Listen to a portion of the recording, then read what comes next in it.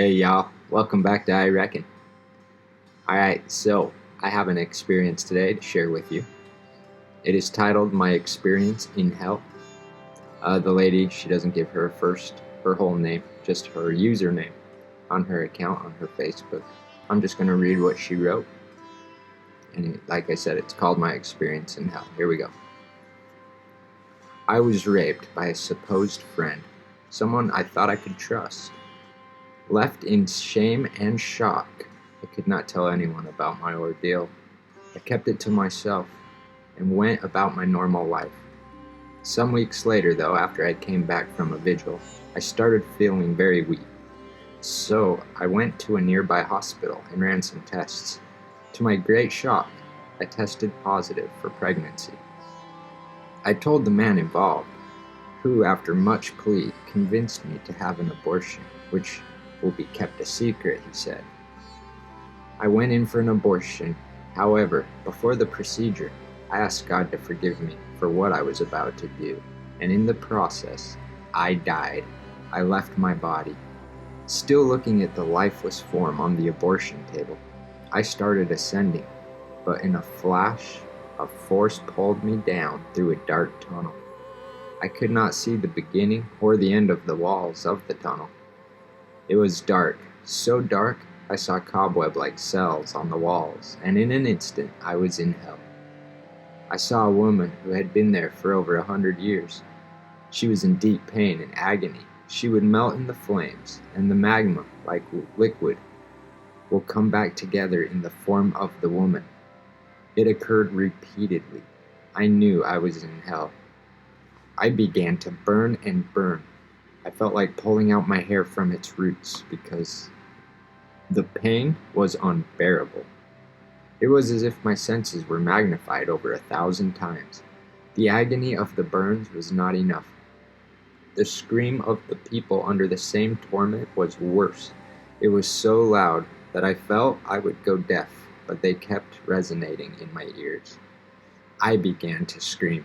The more I screamed, the weaker I got, but the screams only got louder while I was getting weaker. I gnashed my teeth, but no form of all these expressions made me feel better.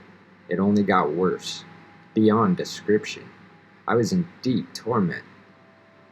The worst feeling was not just the pain, but the noise, the screams, or the pungent smell. It was the feeling of hopelessness. Total damnation. I was condemned forever. I knew I was in hell forever and ever. There was no way out. I began to cry out to God for mercy. At a point, Jesus appeared, and I wept even more. I asked him to please give me 1 second out of hell to just scream Jesus is Lord and die again. Jesus replied, "How many seconds are in a minute? How many minutes are in an hour? How many hours are in a day? How many days are in a week? How many weeks are in a month? And how many months are in a year? And how many years have you lived on earth? I have given you all the seconds in your living years, yet you failed me." I wept more and asked him to have mercy, and please give me another chance to go and tell the world about hell. I pleaded with the Lord to give me a chance, even if I return to the world without my hands or my legs, at least let there be breath in my nostrils. I had a better understanding of the adage that a living dog is better than a dead lion. I even promised to tell the world of my ordeal if he delivers my soul from the torment in hell. He replied, "Many have gone from here to tell them. What makes you think they will believe you?" But I kept pleading for a second chance, and I was weeping and gnashing my teeth. Jesus had mercy on me, but warned me sternly that if I do not preach, I would end up in hell. He said, "Tell my people to stop playing games with me." At that point, I woke up in the hospital room. At first, I scared of sharing my horrific ordeal because I was concerned about my reputation, but finally opened up when I came in contact with Dominion City under Pastor David Agbil's ministration. What is your opportunity cost? If you are reading this, that means you have a chance to make a change and reconcile with God. Or if you are lukewarm, it's time to stop playing games with God. Words alone cannot tell of my torment in hell, or the torment of those in hell. Hell is not a myth, a story, or a figment of someone's imagination. It's a real place. A place you would not wish for your enemies or those who have hurt you most. And in Hebrew 9, verse 27, it says, "And as it is appointed for men to die once, but after this the judgment."